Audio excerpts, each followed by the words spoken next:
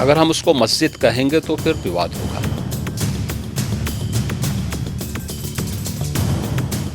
देश के सबसे बड़े राज्य के मुख्यमंत्री जब भी बोलते हैं बेबाकी से बोलते हैं, क्योंकि वो सत्ता का सुख नहीं भोगते बल्कि जनता की सेवा करते हैं। बात पाकिस्तान की हो, राम मंदिर की हो या फिर बात हो ज्ञानवापी की, अक्सर देखा गया है जब भी योगी आदित्यनाथ कुछ बोलते हैं, जो लोग खुद को मुस्लिमों का सबसे बड़ा रहनुमा मानते हैं उन्हें मिर्ची लग जाती है। वो ओवैसी हो, कांग्रेस हो, अखिलेश हो, ममता हो या फिर कोई और नेता या फिर मौलाना। ये तो थी पहली बात, लेकिन अब जो योगी आदित्यनाथ ने बयान दिया है उसने मुस्लिमों के बीच आग लगा दी है। ओवैसी भड़क गए हैं। क्या हुआ है वार पलटवार में, इस रिपोर्ट में बताएंगे।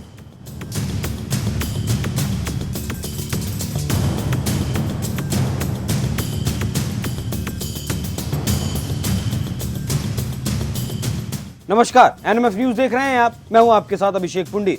ज्ञानवापी पर सीएम योगी के बयान ने पूरी सियासत को ज्ञानवापी की तरफ मोड़ दिया है। सियासत का पारा अपने ऑल टाइम हाई पर पहुंच चुका है।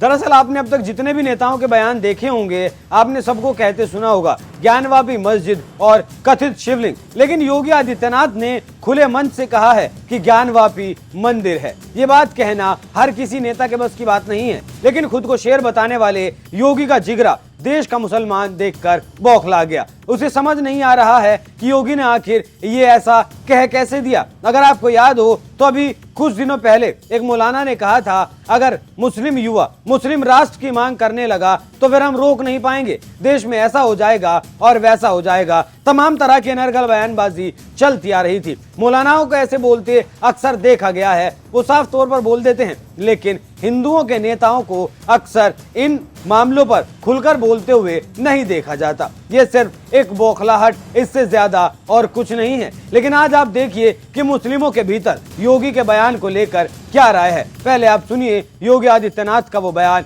जिसके बाद ये बवाल मचा है। मैं पिछले 6.25 वर्ष से अधिक समय से उत्तर प्रदेश का मुख्यमंत्री हूं और 2017 से उत्तर प्रदेश में कोई दंगा तो नहीं हुआ। ये बड़ी बड़ी बातें करने वाले लोग देखें तो कैसे चुनाव होने, नगर निकाय का चुनाव, पंचायत चुनाव यूपी का, विधानसभा का चुनाव यूपी का, और वेस्ट बंगाल में भी पंचायत के चुनाव हुए थे। क्या हाल हुए थे। वे लोग वेस्ट बंगाल बनाना चाहते हैं देश को, जिस प्रकार से वेस्ट बंगाल में भी टीएमसी की गवर्नमेंट ने किया था। कुछ लोग सत्ता में आकर के जबरन पूरी व्यवस्था को कैद कर देना चाहते हैं, और जो वेस्ट बंगाल में हमको देखने को मिला सबको, कैसे वहाँ विरोधी दलों के कार्यकर्ताओं को मारा गया, ये चीज़ें आंखों को खोलने वाली हैं। इस पे तो कोई बोलता नहीं। 1990 में कश्मीर में जो कुछ हुआ उस सब पे सब लोग मौन थे। आखिर ये दोहरा दृष्टिकोण क्यों? ज्ञानवापी काशी विश्वनाथ मंदिर, इस प्रॉब्लम का कोई सोल्यूशन है? अगर हम उसको मस्जिद कहेंगे तो फिर विवाद होगा। मुझे लगता है कि भगवान ने जिसको दृष्टि दी है वो देखे ना। त्रिशूल मस्जिद के अंदर क्या कर रहा है, हमने तो नहीं रखे ना। ज्योतिर्लिंग हैं, देव प्रतिमाएं हैं, पूरी दीवारें चिल्ला चिल्ला के क्या कह रही हैं। और मुझे लगता है कि ये प्रस्ताव मुस्लिम समाज की तरफ से आना चाहिए कि साहब ऐतिहासिक गलती हुई है और उस गलती के लिए हम चाहते हैं समाधान हो। इंडिया के बारे में आप क्या कहते हैं? INDIA जो विपक्ष का बना है, इंडिया नहीं बोलना चाहिए। ये जो ... ग्रुप है, चोला बदलने से पिछले कर्मों से मुक्ति नहीं मिल जाएगी। योगी आदित्यनाथ के इस बयान के बाद ओवैसी को मिर्ची लगना लाजमी था, और लगी भी, और ज्यादा मिर्ची इसलिए भी लगी क्योंकि ओवैसी का कहना है कि एक बाबरी मस्जिद को खो दिया है और नहीं खोएंगे। हमको इल्जाम लगाया जाता है कि मजलिस और ओवैसी क्यों ज्ञानवापी के मसले को उठाया है। मैं नौजवानों से कह रहा हूं, जो आज 20-22 साल के नौजवान हैं, मैं तुमको कह रहा हूं नौजवानों, बाबरी मस्जिद को याद रखो। बाबरी मस्जिद को हमसे छीन लिया गया, उसी तरीके से कोशिशें की जा रही हैं कि ज्ञानवापी को भी छीन लिया जाए, मथुरा की ईदगाह को भी छीन लिया जाए, लखनऊ की टीली वाली मस्जिद को छीन लिया जाए, मुंबई की हाजी अली दरगाह, ख्वाजा अजमेरी का आस्थाना, ये सब हो रहा है। जो मुझ पर आज उंगलियां उठा रहे हैं, बोलो तुम क्यों नहीं बोलते इन बातों को, तो कांग्रेस पार्टी बोलेगी अगर हम बोलेंगे तो हमको हिंदू भाइयों बहनों का वोट नहीं मिलेगा। तो तुम मेरी बर्बादी को बर्दाश्त करोगे। मेरे मस्जिद के तकद्दुस को पामाल किया जा रहा है, तुम कुछ नहीं बोलोगे। मेरी बेइज्जती की जा रही है, तुम कुछ नहीं बोलोगे। मगर जब चुनाव आएगा तो मुसलमानों से कहा जाएगा सेकुलरिज्म के नाम पर वोट दे दो, डराया जाएगा। इनके पास सिर्फ एक मुद्दा है और वो है वो कानून जो इन्हें इनकी रहनुमा सरकार ने बनाकर दिया है, वर्शिप एक्ट। लेकिन हिंदू पक्ष के वकीलों का कहना है कि ज्ञानवापी मस्जिद में ये लागू नहीं होता। ये तो था ओवैसी का पुराना बयान, अब सुनिए ताजा बयान। अब ओवैसी को कैसे मिर्ची लग रही है और वो कैसे बुलडोजर से खौफ खा रहे हैं। देखिए, ये इसको कहते हैं मुख्यमंत्री इस बात को जानते हैं कि इलाहाबाद हाई कोर्ट में एएसआई सर्वे के बारे में मुस्लिम पक्ष ने उसकी मुखालिफत की है। वो आजकल में हाई कोर्ट जजमेंट देने वाली है और उसको देखते हुए उन्होंने इस तरह का एक बयान दिया, कंट्रोवर्शियल बयान दिया। ये जुडिशियल ओवररीच है। दूसरी बात यह है कि प्लेसेस ऑफ वर्शिप एक्ट 1991 है जो 15 अगस्त 1947 को जिस समुदाय की मस्जिद थी, मंदिर थी, बौद्ध समाज की थी, ईसाई सिखों की, वो रहेगी। अगर वो ये कह रहे हैं तो फिर कई बौद्ध समाज के प्लेसेस ऑफ वर्शिप को बदल दिया गया 47 से पहले। आंध्रा डिस्ट्रिक्ट में जाइए आप, वहां पर है आज भी। क्या करेंगे वो? उसको भी चेक कराएंगे क्या? उनको पढ़ना चाहिए कि स्वामी विवेकानंदा ने ओडिशा की एक बहुत बड़ी मंदिर के बारे में क्या कहा था। आप मुख्यमंत्री है, कानून को फॉलो करिए। आप कानून को फॉलो नहीं करना चाह रहे, वो मुसलमानों पर प्रेशर डालना चाह रहे, दबाव डालना चाह रहे हैं। जिस जगह पर 400 साल से मस्जिद है, आप वहां पर दबाना चाहते हैं।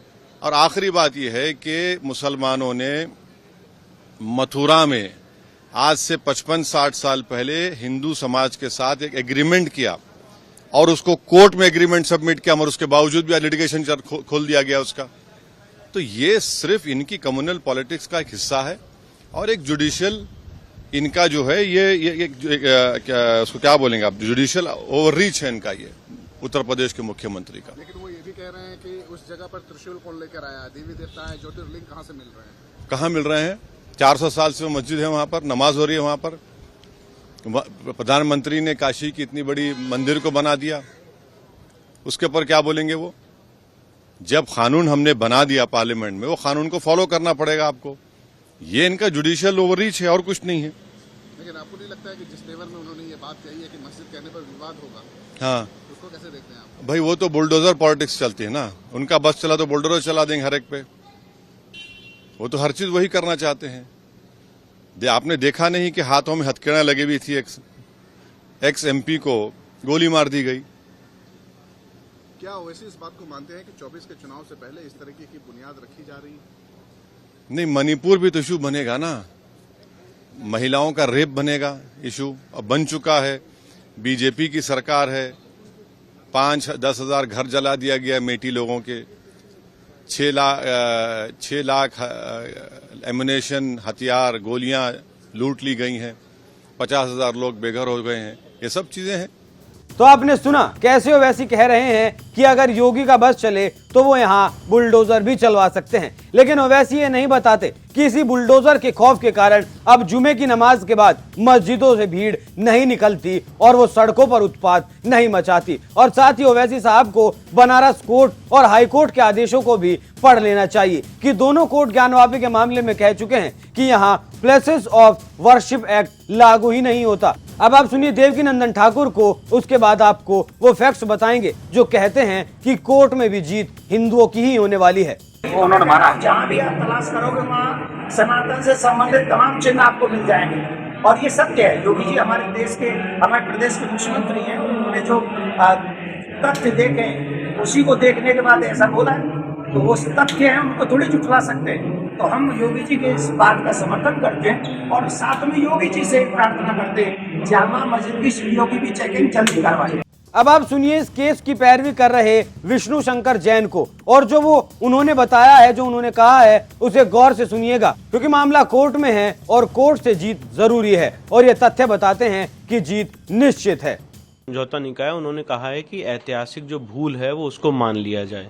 समझौता होता है जब हम कुछ देना चाहें और वो कुछ दें, हम यहाँ पे 1 इंच भी नहीं देना चाहते हैं। मैं बहुत क्लियर शब्दों में आपके चैनल के माध्यम से कहना चाहता हूँ, जो पूरा खसरा नंबर 9130 है वो हमारे हिंदू मंदिर का परिसर है। तो समझौता आज होगा तो किस आधार पे होगा? तो मैं आप इसको फिर से रिस्पेक्टफुली कहना चाहता हूँ, समझौते की बात नहीं कही है। उन्होंने कहा है कि जो ऐतिहासिक गलती उनसे हुई है उसको वो मान लें, और ये बात मैं भी कह रहा हूँ कि ऐतिहासिक गलती हुई है अंजुमन इंतजामिया से। जो हमारा हिंदू मंदिर का परिसर था, हमारे आराध्य देव का जो परिसर था, उसको एक मस्जिद के रूप में इस्तेमाल करने तक घृणित काम अंजुमन इंतजामिया ने किया है। जितनी जल्दी वो उसको मान ले उतना अच्छा है, और अगर नहीं मानेंगे तो हमारी जो लड़ाई है वो कोर्ट के माध्यम से चल रही है और वो चलती रहेगी। आर्कियोलॉजिकल सर्वे ऑफ इंडिया का order already district court Varanasi पारित कर चुकी है। आगे इसमें ऑनरेबल इलाहाबाद हाईकोर्ट में सुनवाई कंप्लीट हो चुकी है। 3 अगस्त को ऑनरेबल इलाहाबाद हाईकोर्ट इसमें अपना आदेश पारित करने वाली है। तो पॉइंट इन इशू ये है कि हमारा जो लीगल केस है वो हम लड़ी रहे, और लीगल माध्यम से प्रूफ करेंगे कि ज्ञान व्यापी एक मस्जिद नहीं, ज्ञान व्यापी एक मंदिर है, और ये मस्जिद नहीं एक महाजिद है। जिस तरह से वेस्टर्न वॉल, त्रिशूल, स्वास्तिक के चिन्ह, कटी हुई मूर्तियां, खंबे, पिलर्स, देवी देवताओं को रखने के आले, ये सारी सबूत चीख चीख के कह रहे हैं कि वो एक हिंदू मंदिर का भग्नावशेष है, हिंदू मंदिर का परिसर है। और भी बहुत सारे सबूत आर्कियोलॉजिकल सर्वे ऑफ इंडिया के सर्वेक्षण में मिलने जा रहे हैं। तो मुझे पूरी उम्मीद है, और मैं माननीय मुख्यमंत्री जी का बहुत बहुत आभार और वंदन और अभिनंदन करना चाहता हूं कि उन्होंने ये जो आज बात कही है ये न्याय संगत है, तर्क संगत है, और जो इस केस के फैक्ट्स आज लोगों के सामने हैं पब्लिक डोमेन पे, उसी पे माननीय मुख्यमंत्री जी ने आज अपना ये बयान दिया है। मुझे पूरी उम्मीद है कि हमें इस देश की न्याय प्रणाली पे, न्याय व्यवस्था पे पूरा विश्वास है, इसीलिए हम कोर्ट्स गए हैं। और डिस्ट्रिक्ट कोर्ट वाराणसी ने ऑलरेडी एएसआई सर्वे का आदेश पारित किया है। वेल रिटन ऑर्डर है 7 पन्नों का, और इलाहाबाद हाईकोर्ट में उन्होंने अप्रोच किया। इलाहाबाद हाईकोर्ट को भी हमने सेटिस्फाई करने की कोशिश की है कि ये सर्वे किसी भी स्टेज पे हो सकता है, और इससे सर्वे से किसी भी तरह को कोई डैमेज नहीं होने वाला है स्ट्रक्चर को। आर्कियोलॉजिकल सर्वे ने भी एफिडेविट दिया। तो मुझे पूरी उम्मीद है कि 3 अगस्त को जो इलाहाबाद हाईकोर्ट फैसला सुनाएगा वो फैसला हमारे पक्ष में जाएगा, और उसके बाद सर्वे की कार्रवाई आगे बढ़ेगी। और जिस तरह से इस केस के फैक्ट्स उभर के आए हैं वो बहुत ही हृदय विदारक हैं। इस पूरे सनातन समाज, सनातन संस्कृति में 12 ज्योतिर्लिंग है, उसमें से 5 ज्योतिर्लिंग स्वयंभू हैं। उन 5 स्वयंभू ज्योतिर्लिंग में जो सबसे पहला ज्योतिर्लिंग है वो आदि विश्वेश्वर का ज्योतिर्लिंग है। उसका जो मूल स्थान है जहां पे हम अपने आदि विश्वेश्वर की पूजा करते, अर्चना करते, रुद्राभिषेक करते, वहां पे वजू टैंक में शिवलिंग के ऊपर वजू किया जा रहा है। और जब उसके ऊपर सवाल उठाए जाते हैं तो कहते हैं नहीं, साइंटिफिक सर्वे नहीं होना चाहिए। जब शिवलिंग की एसआई जांच की मांग करते हैं तो कहते हैं साइंटिफिक सर्वे नहीं होना चाहिए, कहते हैं फाउंटेन है, फाउंटेन कहते हैं हमारे शिवलिंग को। साथ ही साथ जो पूरा परिसर है जहां पे और देवी देवता उनकी कटी हुई मूर्तियां रखी हुई हैं, व्यास परिवार उस तहखाने में नवंबर 1993 तक पूजा कर रहा था, उनको प्लेसेस ऑफ वर्शिप एक्ट का मर्डर करके उस तहखाने से बाहर फेंक दिया। हिंदू समाज के लोग अलग अलग उस जगह पूजा कर रहे थे। मां श्रृंगार गौरी की जो हम रोज वहां पे पूजा कर रहे थे, आज हमें साल में एक बार चतुर्थी के दिन वहां पे मां श्रृंगार गौरी की चौखट पे पूजा करनी पड़ती है मस्जिद की वेस्टर्न साइड पे। तो ये आपने पूरे क्या कहते हैं माइनॉरिटिज्म का और इस देश में जो सेक्युलरिज्म का एक गंदा खेल खेला गया है उसका ये जीता जागता उदाहरण है कि आपने हिंदू समाज की जो सबसे बड़ा आस्था का केंद्र था उसको आपने इस तरह से कन्वर्ट कर दिया और प्लेसेस ऑफ वर्शिप एक्ट की दुहाई दे रहे हैं, जिसको 2 कोर्ट भी कह चुकी है।